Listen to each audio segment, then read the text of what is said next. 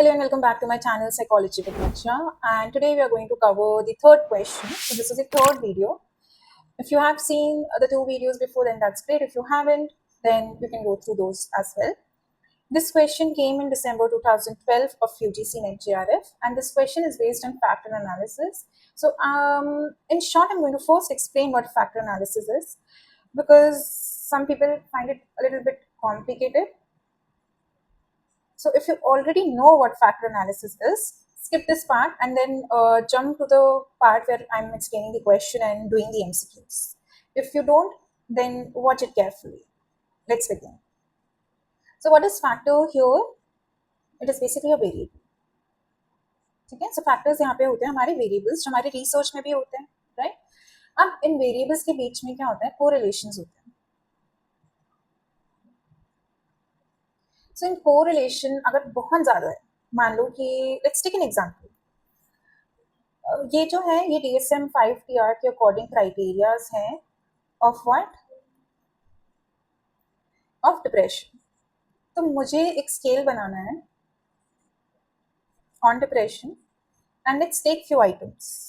सो मुझे पता है कि एक आइटम क्या है, what is one of the criterias, it is depressed mood, right. So ये स्केल बनाऊंगी जब मैं, तो मुझे डिप्रेस्ड मूड भी मेजर करना होगा, whether they are in a sad mood all the time or not.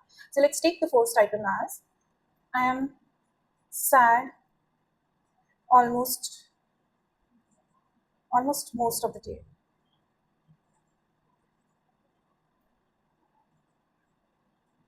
Then I know loss of interest or pleasure is the second criteria, right? So my second item could be on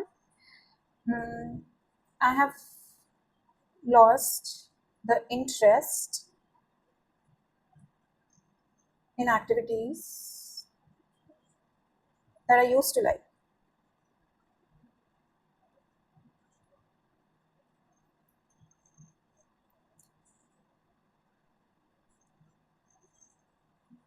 I don't indulge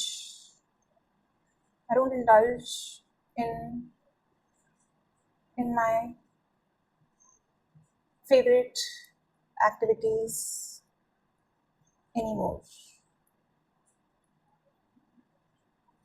Now another criteria here is weight gain or weight loss. So basically it's change in appetite.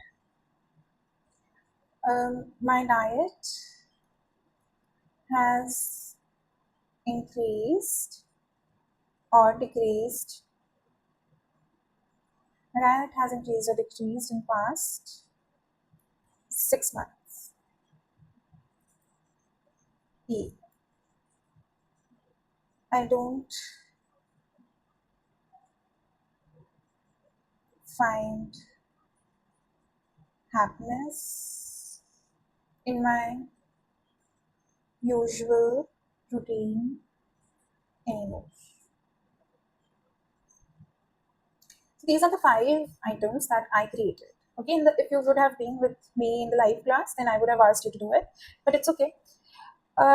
So ये 5 मेरे क्या है items है of factor analysis. ये क्यों है ये 5 मेरे, क्या करके रही हूँ पार्ट्स से मैं. I am basically making this for my depression scale कि मुझे डिप्रेशन महसूस करना है, right. Now what do you think कि I am sad almost most of the day and I don't find happiness in my usual routine any more. मेरा A and मेरा जो ई है ऑलमोस्ट इनका कोरिलेशन जो होगा वो ज़्यादा होगा. तो इनमें से एक को मैं रख सकती हूँ, मैं दोनों को क्यों रखूँ. सो आई ईदर टेक ए और ई, राइट. फिर जो मेरा बी एंड सी है, I have lost the interest in activities that I used to like and I don't indulge in my favourite activities anymore. Again almost same, right. B and C. तो again मैं इन दोनों को क्यों रखूंगी, मैं एक को ही रखूंगी. एंड डी जो है वो मेरा अलग फैक्टर जो है, अलग क्राइटेरिया जो है उसको मेजर कर रहा है, सो आई विल रिटेन डी. सो अब देख रहे हो मैं फैक्टर एनालिसिस कर क्यों रही हूँ. मैं फैक्टर एनालिसिस बेसिकली इसलिए कर रही हूँ because I want to minimise my items in the scale first off and then also retain only those that is useful to my scale. Let's say मैं इसमें एक और ऐड कर देती हूँ. Let's say मैं इसमें एक फैक्टर, इसमें एक और आइटम ऐड करती हूँ F. आइटम जो है वो है I like to go out and hang out with my friends. I like to go out and I like to go out and be the party animal. Now, according to the criteria of DSM, isn't it the F item is saying opposite of what a person who is depressed would go and feel like, right? So F item जो है ये तो बिल्कुल useless item है in my depressions के, तो इसको तो मैं retain ही नहीं करूँगी, राइट? ये मुझे पता कैसे चलता है, वैसे तो बहुत सारे सॉफ्टवेयर्स होते हैं जिसके थ्रू मैं ये सारे आइटम्स जो भी पार्टिसिपेंट्स ने जैसे भी आंसर किए होंगे उसके अकॉर्डिंगली मैं इसको क्या करती हूँ, मैं सॉफ्टवेयर में डालती हूँ एंड मेरे पास कुछ एक कोरिलेशन मैट्रिक्स आ जाता है, समथिंग लाइक दिस.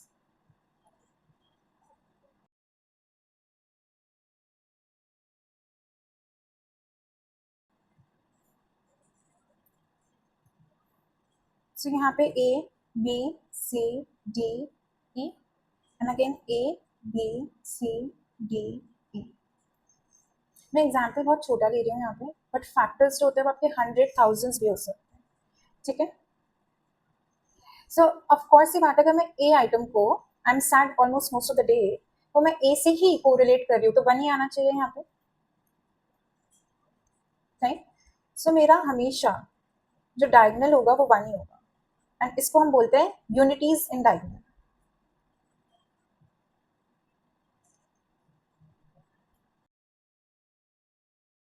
सो मेरा ये जो है हमेशा डायगोनल 1 ही होगा. व्हाई? बिकॉज इट्स ऑब्वियस, मैं अगर एक आइटम को उसी से ही कोरिलेट करी तो 1 ही आना चाहिए ना, राइट? फिर ए को मैंने बी के साथ कोरिलेट किया.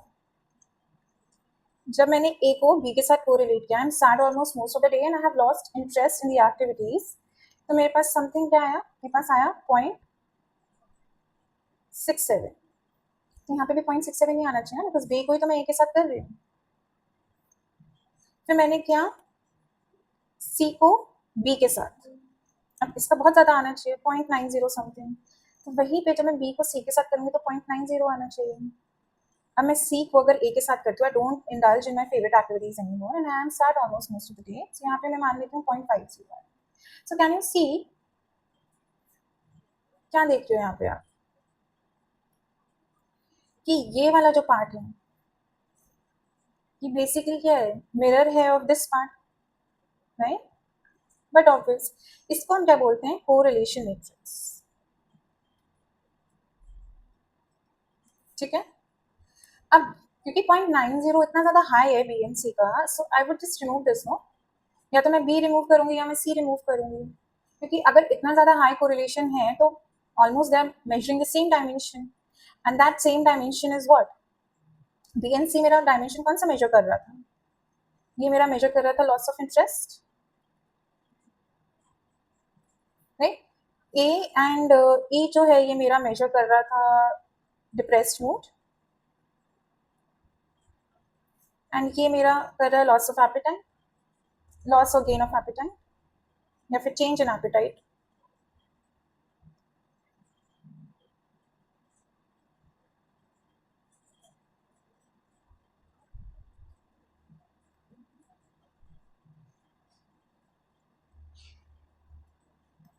Right? So can you see कि फैक्टर एनालिसिस से एक तो मैं रिड्यूस कर रही हूँ, मैं फैक्टर एनालिसिस इसलिए भी करती हूँ क्योंकि मैं हंड्रेड्स एंड थाउजेंड्स का तो स्केल नहीं बना सकती ना. आप खुद देखो, इफ इन योर प्रैक्टिकल अगर आप 16 पीएफ या ऐसा कोई टेस्ट कर दो जिसमें बहुत सारे आइटम्स हैं, आफ्टर 50 भी मैं बहुत ज्यादा बोल रही हूँ वैसे तो, बट आफ्टर 50 आप लोग अपना इंटरेस्ट खो देते हो and you just randomly take के हाँ चलो ठीक है कर लेते हैं. वो are actually generally interested to know what their personality is, वो ही पूरा पूरा करते हैं, राइट? सो यही होता है. तो फैक्टर एनालिसिस में आप फैक्टर्स स्टार्टिंग में बहुत ज्यादा लेते हो, ठीक है? एंड फैक्टर एनालिसिस हम करते हैं इसलिए जैसे कि concise, crisp and less items हो जो मेजर मेरा पूरा डोमेन कर रहा है, पूरा डिप्रेशन करेगा, ठीक है?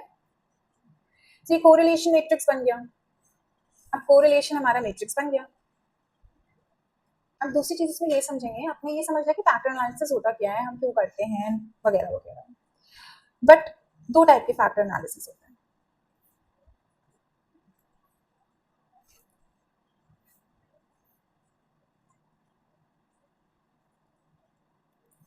कौन कौन से होते हैं?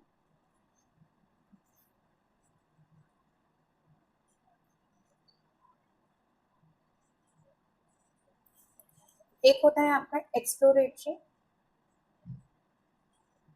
एक होता है आपका कन्फर्मेटरी। ठीक है, एक्सप्लोरेटरी में समझ आ रहा है, हम एक्सप्लोर कर रहे हैं, कोई थियोरेटिकल कंस्ट्रक्ट होगा, वो उसको मुझे एक्सप्लोर करना है, राइट। तो मेरे पास पहले से कोई डिफाइंड नहीं है, कुछ क्राइटेरियाज नहीं है मेरे पास पहले से defined. For example well being, इसको मैं एक्सप्लोर ही कर सकती हूँ, मेरे पास कोई डिफाइंड क्राइटेरिया कुछ थोड़ा है, it's a theoretical construct, well being, right. So इसमें मैं क्या करूँगी, एक्सप्लोरेटरी फैक्टर एनालिसिस कर लूंगी, या फिर ऑलरेडी जो स्केल्स हैं available in the market which is standardised, उसके ऊपर अगर मुझे करना है कि वो सही अभी भी मेजर कर रहा है नहीं कर रहा, तो मैं उसमें कंफर्मेटरी करती हूँ। पर मैं अगर कुछ नया डायमेंशन एक्सप्लोर कर रही हूँ जिसमें अभी तक असेसमेंट टेस्ट इतने अच्छे नहीं बने, तो मैं एक्सप्लोर करूंगी, तो exploratory factor analysis. So when you are making a new construct, right, and जैसे आपने मुझे इसमें करते हुए देखा कि इसमें फिर मैंने एट द एंड कौन कौन से रखे, मैंने इसमें ए आइटम रख लिया, सी आइटम रख लिया एंड ई आइटम रख लिया। लिए कितने थे मैंने, 6 लिए थे, उसमें से 3 ही रिटेन करे हैं मैंने। सो मैं कोई सा भी फैक्टर एनालिसिस करूँ, वेदर इट्स एक्सप्लोरेटरी और कन्फर्मेटरी, इसमें क्या होता है, I keep few items and drop others and reduce the number of factors as much as possible,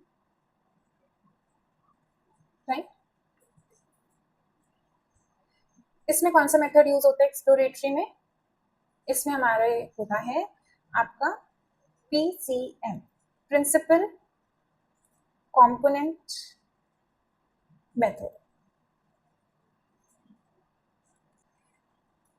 इसमें मैंने प्रिंसिपल कंपोनेंट मेथड किया है, यूनिटीज रिटेन करी मैंने, राइट, एंड जो भी मोस्ट इंपॉर्टेंट फैक्टर था बस उसी को रिटेन किया है, जो सबसे ज्यादा वेरिएंस मेरा एक्सप्लेन करा। वेरिएंस एक्सप्लेन करा था का क्या मतलब है, इसका बेसिकली ये मतलब है कि सबसे ज्यादा परसेंटेज ऑफ मेरा डिप्रेशन कौन एक्सप्लेन कर रहा है।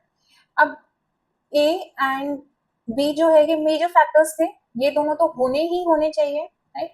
सो ये मेरा हो सकता है 15%, या चलो मान लो उसको मैं कर देती हूँ 25% ही एक्सप्लेन कर रहा है, एंड या फिर लेट्स से ये मेरा 45% ही एक्सप्लेन कर रहा है एंड 30% ही एक्सप्लेन कर रहा है। टोटल मेरे पास कितना हो गया, 75% of whole depression can be explain by these two components, these two items. तो ये दोनों तो मुझे रखने ही रखने हैं, इनको तो मैं छोड़ ही नहीं सकती, राइट। ये मेरा 0% एक्सप्लेन करेगा ना, तो इसको तो मैं हटा ही दूंगी इस आइटम को तो। एंड ई जो है मेरा, ये जो है आई don't find happiness in my usual routine any मोर, इसको तो मेरे को ड्रॉप करना है because I am retaining in. And my diet, ये जो है ये मेरा एक्सप्लेन कर रहा है for example 10%, again a very good percentage, right. So PCM हम तभी करते हैं, कब करते हैं, जब मुझे सबसे ज्यादा मोस्ट एक्सप्लेन्ड वेरिएंस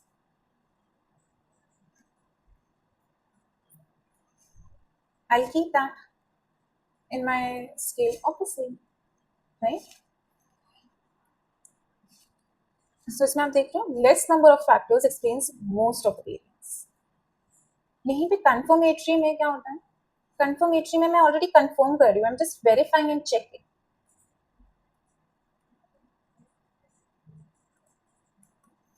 ठीक है, मैं बस वेरीफाई कर रही हूँ, चेक कर रही हूँ। इसमें कौन कौन से होते हैं, इसमें मैं कॉमन वेरिएंस देखती हूँ। अब कॉमन वेरिएंस क्या होता है, लेट्स से मैं इसमें और आइटम्स जोड़ देती हूँ, ठीक है, लेट्स से इसमें GHIJK इतने सारे आइटम्स हैं, ठीक है। अब इसमें से ये आइटम जो है वो 2% एक्सप्लेन कर रहा है, ये वाला 3% कर रहा होगा, ये वाला 1% कर रहा है, ये वाला 5% कर रहा है, पर कम कम परसेंटेजेस हैं, राइट। सो इनको मैं ड्रॉप भी कर सकती हूँ, पर अब मुझे मानो कि के जो है वो कर रहा था 7%, अब जे एंड के मिला के कितने कर रहे हैं, 7+5 कितना होता है, 12% होता है। तो जे एंड के टुगेदर 12% एक्सप्लेन करे, तो मैं इसको रख लूंगी ना, जे एंड के को साथ में रख लेती हूँ। सो कॉमन वेरिएंस जब मुझे चेक करना, ठीक है, इनकी परसेंटेज थोड़ी कम होती है, बट कॉमन वेरिएंस जब 2 या 3 एक साथ मिला के बहुत ज़्यादा एक्सप्लेन करते हैं तो मैं रिटेन कर लेती हूँ। ये मैं कैसे-कैसे कर सकती हूँ? What are the methods here? These are the methods of principal axis method,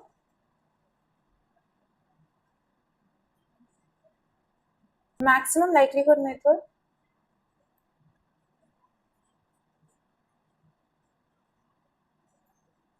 and generalized least square method.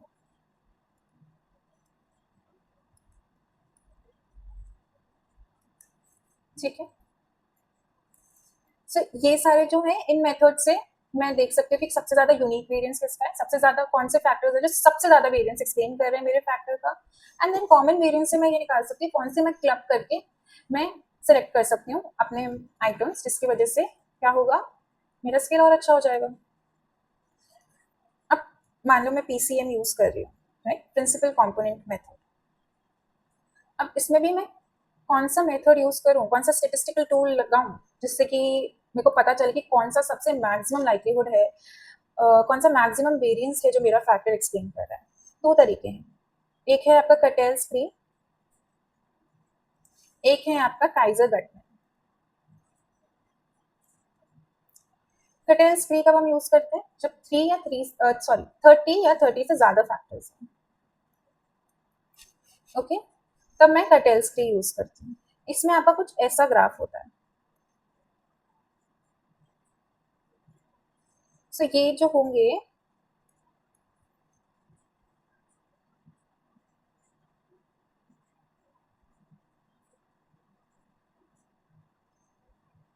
सब देख पा रहे हो, एक तरीके से एक एल्बो बन गया ना, अगर मैं यहाँ पे हाथ बनाऊं,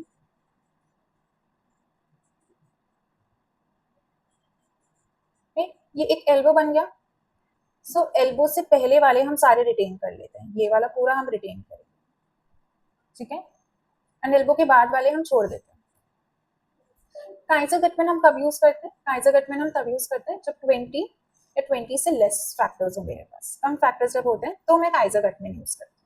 इसका ग्राफ कैसा होता है, तो मेरा एक इगन वैल्यूज से ज्यादा फैक्टर्स होंगे मैं उनको रिटेन कर लूंगी, तो ये वाले फैक्टर्स रिटेन हो गए, ये वाले जो हो गए ये ड्रॉप हो गए, ठीक है।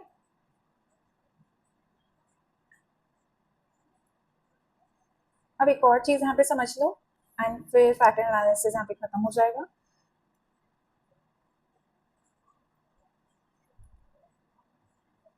फैक्टर एनालिसिस में बहुत बार हम रोटेशन करते हैं, सिर्फ एक बार नहीं करते, ठीक है।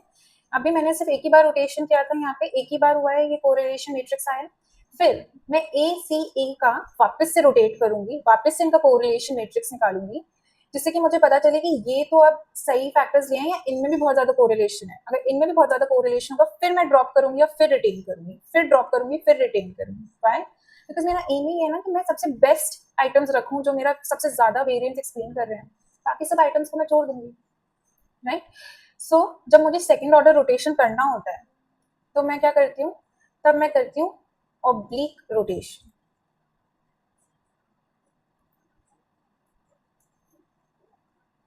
ठीक है, ऑब्लिक रोटेशन मैं करती हूँ। एंड जब मुझे सेकंड ऑर्डर फैक्टर नहीं करना, मुझे नहीं देखना कोरिलेशन, अब मुझे पता है कि एसीई बेस्ट है, मुझे बताना ही नहीं है कि हाँ इसमें कोरिलेशन और है या नहीं, तो मैं ऑर्थोगोनल करती हूँ, ओके। सो ऑब्लिक रोटेशन में कब करती हूँ, जब मान लो मेरे पास मैंने A B C D E factors थे, इसमें से मैंने ए बी एंड ई रख लिया, राइट। अब इसके बाद मैं वापस से ए बी एंड ई का वापस से करूंगी, एंड फिर अगर ये तीन सही कोरिलेशन आया तो मैं इनको रखूंगी, अगर बहुत ज्यादा कोरिलेशन में वापस आ गया तो इनमें से भी मैं कुछ रखूंगी और कुछ हटा दूंगी, सेकंड ऑर्डर। फिर मैं थर्ड ऑर्डर भी कर सकती हूँ, फोर्थ ऑर्डर भी कर सकती हूँ, बट आप समझ गए रोटेशन का यहाँ पे मतलब क्या हो रहा है, राइट। क्या क्या टेक्निक से मैं यहाँ पे कर सकती हूँ, एक है मेरा ऑब्लिमिल, जियोमिल एंड प्रोमैक्स। ऑर्थोगोनल में मैं कैसे कैसे कर सकती हूँ, ऑर्थोगोनल में बेसिकली जब मेरे पास आ गया कि ए बी ई है तो मैं सेकंड ऑर्डर रोटेशन नहीं करना चाहती, मैं कह रही हूँ कि ये इंडिपेंडेंट है, ये सबसे बेस्ट फैक्टर्स है, ठीक है। जैसे कि आपके थर्स्टोन ने किया था,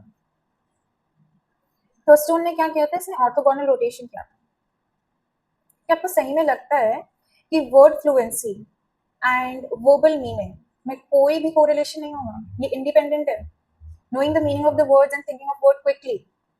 अगर आपको वर्ड का मीनिंग ही नहीं पता होगा तो वर्ड फ्लुएंसी आएगी कैसे, वोकैब बनेगी कैसे, how will you be able to communicate, right? तो कुछ ना कुछ कोरिलेशन तो इन दोनों के बीच में होगा ही ना, राइट? सो इन्होंने ऑर्थोगोनल रोटेशन किया, ये बोला कि ये सारे जो है ये टोटली इंडिपेंडेंट है एक दूसरे के.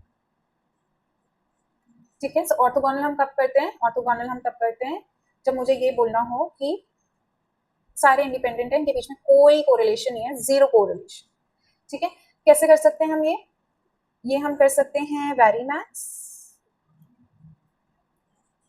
क्वाड्रीमैक्स, and there is one more, equimax. ठीक है. बस इतना आपको फैक्टर एनालिसिस के लिए सही है, और भी बहुत चीज होती है फैक्टर एनालिसिस में, but for now this much is fine. I hope you understood what factor analysis is. Now let's jump to the question. A researcher in personality and psychometry, after a thorough scrutiny of human characteristics, located 80 personality scales which presumably provided a comprehensive description of human personality. So यहाँ पे researcher को क्या देखना है, personality देखनी है, right? And उन्होंने क्या किया है, उन्होंने 80 पर्सनालिटी स्केल्स जो हैं उनको लिया है, और उनको लगता है ये जो 80 पर्सनालिटी स्केल्स हैं वो सही से बता पा रहे हैं कि ह्यूमन पर्सनालिटी क्या है. ठीक है. ये administer this scale was sufficient large sample of 1000. ठीक है. तो सैंपल साइज मेरा क्या है यहाँ पे 1000, and obtain the intercorrelation in the 80 scales. अब इनके बीच में है इंटरकोरिलेशन, मतलब कुछ ना कुछ रिलेशनशिप है दोनों के बीच में. The researcher wanted to pattern analyze these scales. Great. Retaining unities in the diagonal spaces of the 80 into 80 correlation matrix. तो यहाँ पे मैंने क्या बोला था, जैसे unities and diagonal आ जाए, इसका मतलब क्या है कि इन्होंने क्या किया है, प्रिंसिपल कंपोनेंट मेथड किया है इन्होंने. प्रिंसिपल कंपोनेंट मेथड में कैसे कैसे हो सकता है, या तो कटेल्स फ्री से हो जाएगा या फिर काइजर-गटमैन से हो जाएगा. अब कितना था मेरे पास फैक्टर्स, 80 फैक्टर्स है ना. अब 80 फैक्टर्स जो है वो 30 से ज्यादा है या कम है, क्लियरली 80 इज मोर देन 30. सो यहाँ पे अप्रोप्रिएट मेथड क्या होगा, कटेल्स free. The unrotated factors were extracted. ठीक है. Using various criteria for deciding the numbers of factors for rotation, 15 factors were retained. So इसमें जब मैंने PCM किया तो मेरे पास 15 फैक्टर्स आए आउट ऑफ 80. 80 में से मैंने कितने रिटेन किए हैं, 15 फैक्टर्स रिटेन किए. एंड ये जो 15 फैक्टर्स हैं ये एक्सप्लेन कर रहा है मेरा 70% of total variance, right? Unique variance जो है 15 फैक्टर्स वो अच्छे से मुझे एक्सप्लेन करके दे रहे हैं. These 15 factors were rotated by the following suitable method and the resulting intercorrelation matrix was examined.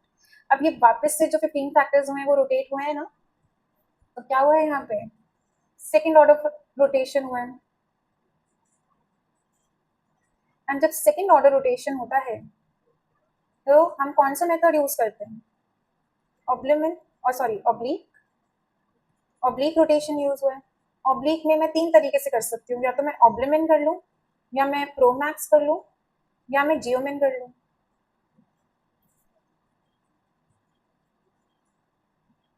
Several of the intercorrelation were fairly high in the second order factor analysis. ठीक है. Second order में भी जो है fairly high correlation आया है.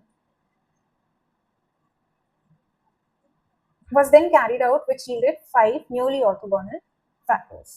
फिर मैंने क्या किया, सेकेंड ऑर्डर फैक्टर एनालिसिस किया, उसमें से अब इन 15 में से भी मैंने सिर्फ 5 ही किया है, और ये जो 5 है वो नियरली इंडिपेंडेंट है एक दूसरे से, तो मैं इन 5 को एट द एंड सिर्फ 5 ही रिटेन कर रही हूँ out of 80. Can you see? So now let's see the questions.